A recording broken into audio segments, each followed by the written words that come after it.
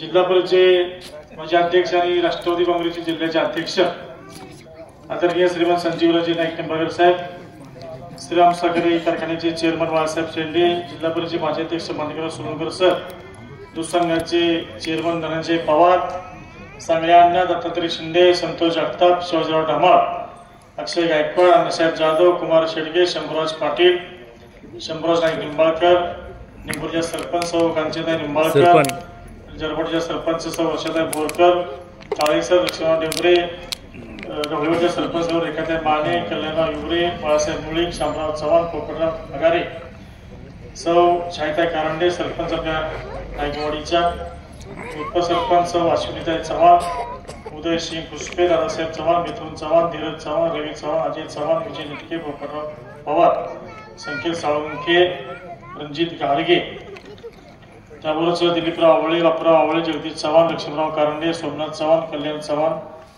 धीरज पुष्पे आणि सर्वच ग्रामस्थ, महिला बंधू भगिनी, तरुण मित्र, पत्रकार आमचे ज्येष्ठ अरविंदभाई मेहता साहेब, दादासाहेब चोरमले, राजकुमार गोखले, प्रशांत रनवरे आणि सर्वच उपस्थित सर्व तरुण मित्र बंधू भगिनी, आज आपल्या गावामध्ये जवळजवळ 1 कोटीपेक्षा अधिकची विकास कामं, त्या कामाचा शुभारंभ आणि उद्घाटन होते आणि सर्व कामं होत असताना गावामध्ये आपल्याला ही कल्पना आहे की गेल्या 30-32 वर्षापासून रामणे साहेबांनी, बाबांनी, विठ्ठल सर्वांनीच आपल्या तालुक्यासाठी काय केलं आपल्या सर्वांच्या समोर आहे. 30-32 वर्षापूर्वी असणारी तालुक्याची परिस्थिती आपल्या सर्व ज्येष्ठ लोकांना माहिती आहे आणि आज तालुक्यामध्ये असणारी, प्रत्येक गावामध्ये असणारी विकासाच्या बाबतीमध्ये असणारी परिस्थिती आपण जर बघितली तर सर्वच गावामध्ये ही अशा प्रकारची विकास कामं होताना दिसतात. आपल्या गावाची लोकसंख्या साधारणपणे 700-800 लोकसंख्या असेल आणि या लोकसंख्येला जवळजवळ 1 कोटीपेक्षा अधिकची विकास कामं आपल्या गावामध्ये होत आहेत. ही काही कामं झाली म्हणजे गावाची पूर्ण कामं झाली असं नाही, परंतु मला सांगायचं आहे की एवढ्याच्या छोट्या गावामध्ये 1 कोटीपेक्षा अधिकची विकास कामं आपली होत आहेत आणि जर अशा प्रकारची विकास कामं त्या गावाच्या मागणीनुसार, लोकसंख्येनुसार ही होत आहे आणि या तालुक्यामध्ये 30-32 वर्षामध्ये प्रचंड कोट्यवधी रुपयाची विकास कामं या तालुक्यामध्ये, गावामध्ये झाली आणि प्रामुख्याने आपल्या सर्वांना कल्पना आहे की या 30-32 वर्षामध्ये बाळासाहेब बाबांनी आपल्या संपूर्ण आयुष्य हे आपल्या लोकांसाठी वेचलं. बाळासाहेबांनी आपल्याला माहिती की सर्वांच्या डोंबलकडची धर्माची निर्मिती आणि महाराष्ट्राला आमदार झाले त्याच काळामध्ये कृष्णा खोरे विकास बाबांनी निर्मिती झाली. त्याच काळी कृष्णा खोरे विकास कर्जरोखे निर्माण केले आणि कर्जरोख्यातून संपूर्ण कृष्णा खोरे विकास बाबांनी चालू सुरू झाली.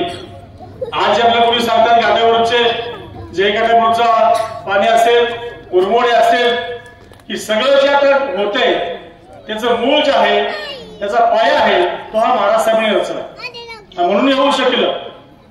त्या काही आपल्या कल्पना आहे की कृष्णा खोरे विकास मंडळाच्या मार्फत कृष्णा कर्जरोखे काढले, जवळजवळ 7,000 पेक्षा अधिक रुपयाचे कर्जरोखे काढले आणि त्याचे निम्मे पैसे 10,500 कोटी हे शासनाने दिले आणि 10,500 कोटी हे कर्जरोख्यात उभे केले आणि त्यातून हे काम सुरू आहे.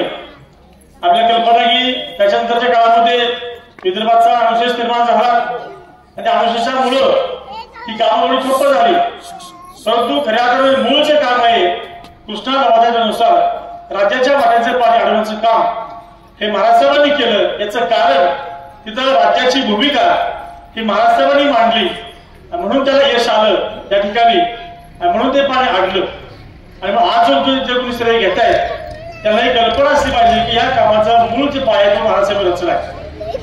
आपल्याला कल्पना की त्यानंतरच्या काळामध्ये हे अनेक सरकारं बदलली आणि त्या सरकारच्या काळामध्ये अनुशेष निर्माण झाला.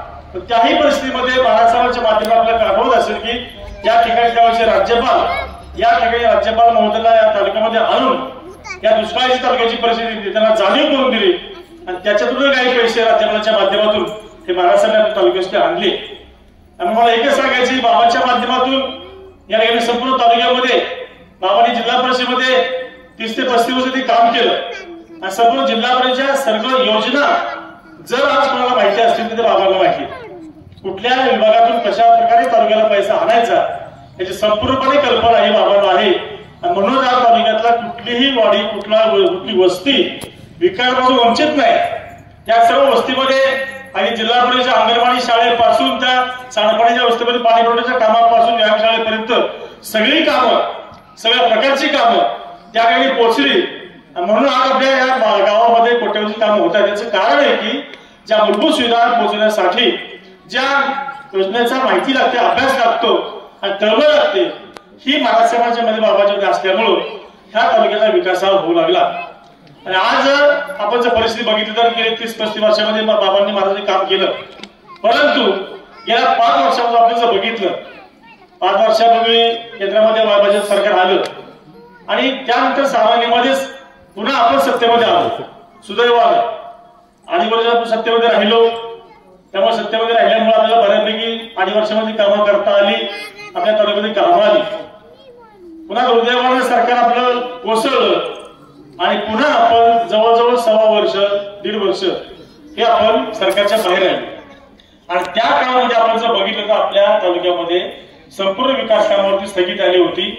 तिथं येऊ द्या, परंतु त्यापेक्षा या 1.5 वर्षाच्या काळामध्ये जो काही आपल्या कार्यकर्त्यांना, आपल्या सर्व लोकांना, आपल्या राष्ट्रवादी पक्ष राज्य गटाच्या कार्यकर्त्यांना जो काही त्रास सरकारला लागला, याचा आपण जर विचार केला तर निश्चितपणे अतिशय त्रास आपल्या कार्यकर्त्यांना सहन करावा लागला. म्हणून महाराष्ट्राबांनी अजितदादांच्या नेतृत्वाखाली निर्णय घेतला, तो काय अगदी सहज निर्णय घेतला नाही. महाराष्ट्राची जाणीव होती की आपण सरकारमध्ये नसल्यामुळे कामाला स्थगिती राहिली, त्याहीपेक्षा पुढे विकास कामं नाही झाले तर चालतील, पण ज्या कार्यकर्त्याच्या बळावरती, कार्यकर्त्याच्या जीवावरती 30-35 वर्ष तालुक्याचं नेतृत्व केलं, विकास काम केली, त्या जर कार्यकर्त्याला त्रास होत असेल तर निश्चितपणे आपल्याला यासाठी काहीतरी केलं पाहिजे. म्हणून महाराष्ट्राने हा निर्णय घेतला की आपल्यासाठी निर्णय घेतला. आपण बघितलं सर्व तालुक्यात लोकांना त्रास होतोय आणि नागपूर म्हटलं तर सर्वात अधिक, मी काय सांगायची गरज नाही, आणि आपलं जवळच राहतंय. त्यामुळे निश्चितपणे हा त्रास कुठतरी कमी होण्यासाठी, आपल्या कार्यकर्त्यांना एक बळ देण्यासाठी, पाठबळ देण्यासाठी आणि पर्यायानं या तालुक्यातली रखडलेली विकास कामं पुन्हा सुरू करण्यासाठी हा महाराष्ट्राने घेतला निर्णय. म्हणून खऱ्या अर्थानं आज आपण सत्तेमध्ये आहे आणि म्हणून ही कामं होत आहेत. मी एकच सांगेल की सत्तेमध्ये आपण गेल्यामुळे आपलं काय झालं तर रुपयाच्या कामाची स्थगिती, नवीन पुन्हा 200-250 कोटी रुपयाची कामं आपल्या तालुक्यामध्ये आली आणि म्हणून ही कामं सुरू होत आहेत. या सर्व याचा निर्णय एकच आहे की सर्वांच्या लोकांच्या हितासाठी हा निर्णय घेतलाय.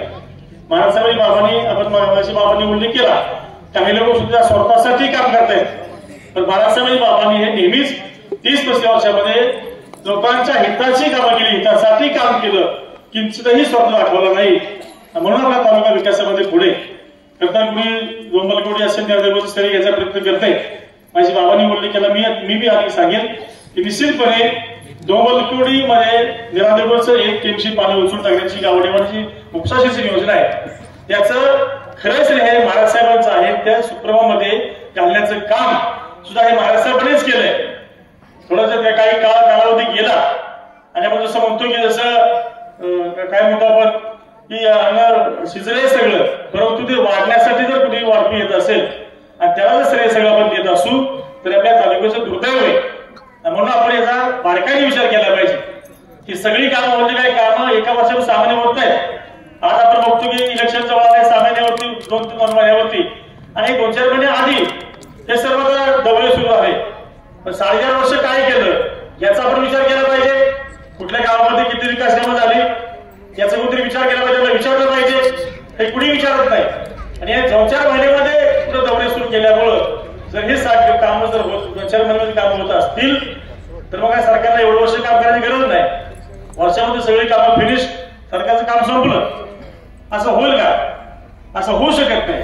त्यामुळे सरकारला सातत्यानं वर्षावर्ष काम करावं लागतंय, तेव्हा कुठं कामे होत आहेत. 2-4 महिन्यामध्ये 6 महिन्यामध्ये कामं कुठली होत नाही, त्याला कुठली मंजुरी येत नाही. त्यामुळे ही सगळी कामं जी आहेत महाराष्ट्राच्या माध्यमातून झाली. आपण याचा बारकाईने विचार करा आणि हे श्रेय घ्यायचा जो प्रयत्न होत चाललाय हा केवळ निवडणुकीसाठी स्टंट करण्याचं काम सुरू आहे. आपण याचा विचार केला पाहिजे. खरं तर मी एकच सांगेल की आपल्या गावचा विषय मुख्य बाबांनी उल्लेख केला, मी पुन्हा उल्लेख करणार आहे. परंतु जमीन, आपल्या गावची जमीन, आपली जमीन ही आपली काया असते. आपली आशीर्वाद आहे आणि त्याच्यासाठी माझी आपल्या सर्व विनंती की आपण सर्व गावकऱ्यांनी एकत्र यावं, सगळे आपले मतभेद विसरून शेवटी जेव्हा गावावर संकट येतं त्यावेळेस गाव एकत्र पाहिजे.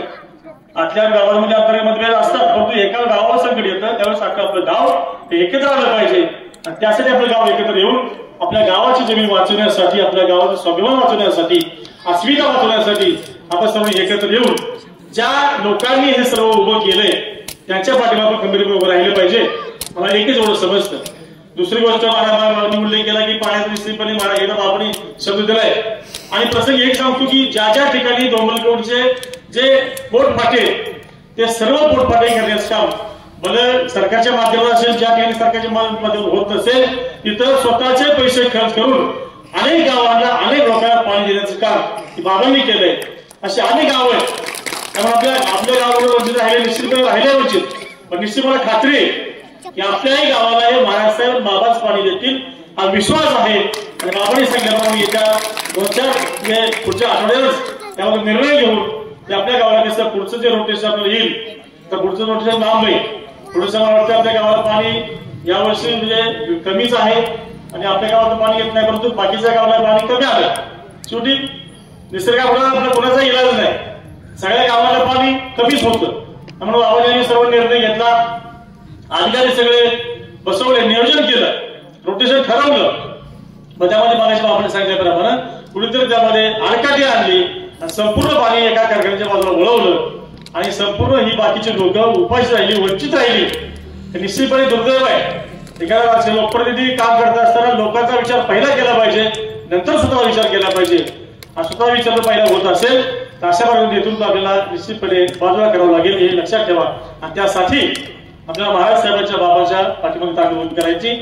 भले पुढचं काय होईल मला माहित नाही, पण एकच सांगेल की ज्या महाराज साहेब बाबा जो आदेश देतील त्याप्रमाणे काम करायचे, जे काय करायचे ते महाराज साहेबांच्या बाबाच्या आदेशानुसार करायचे. जसं वेळ येईल तसं आता आपल्याला काही बोलणं योग्य होणार नाही, पण जशी वेळ येईल तसं आपल्याला ते काम करायचे आणि बाबांचं महाराज ताकद करायला कशी वाढवता येईल आणि त्याच्या माध्यमातून ही कशी आपल्याला पुढची भविष्यात राहिली कामं आहेत ती कशाला करता येतील यासाठी आपल्या गावाने एकत्र राहिले पाहिजे अशी माझ्या विनंती. आणि यासाठी आपण एकत्र राहून बाबाच्या पाठीमागे ताकद उभी करावी, महाराष्ट्राच्या पाठीमागे ताकद उभी करावी अशी विनंती करतो. आणि निश्चितपणे आपली जी विकास कामं जी राहिली निश्चितपणे आता कोट्यवधी कामं होत आहे. आपण प्रस्तावित जी कामं नियोजित कामं केली, अवयवस्थी साखर असेल, त्याबरोबर पुष्कळी नंतर गटर करणे असेल, सगळी कामं ही निश्चितपणे सर्व भविष्यामध्ये कामं ही लवकर करण्याचा आम्ही निश्चितपणे प्रयत्न करू एवढ्या ठिकाणी सांगतो. आणि चांगला इथं कार्यक्रम केल्याबद्दल त्या सर्व ग्रामस्थांचा मनापासून आभार मानतो, थांबतो. जय हिंद, जय महाराष्ट्र.